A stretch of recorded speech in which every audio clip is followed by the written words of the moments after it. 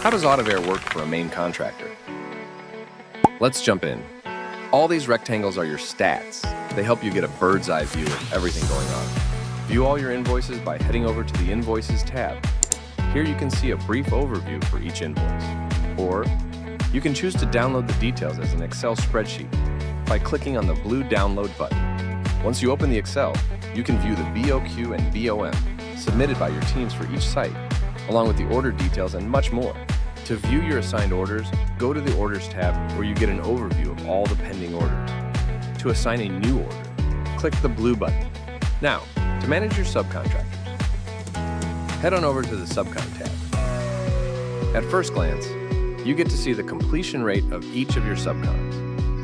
And if you choose to work with a new subcontractor, click the blue button. Once you see the pop-up, copy your secret contractor code and share it with your subcon, and a link will be established automatically. If you also want to work with your own teams, just head over to the Teams tab and add a new team. Once you add their email, they will be sent credentials that they can use to log into the mobile app. There are a handful of other features at Autivare, like the Rates tab, where you can assign rates for each material. You have the Region Uplift tab if you want to uplift the rates based on a specific region.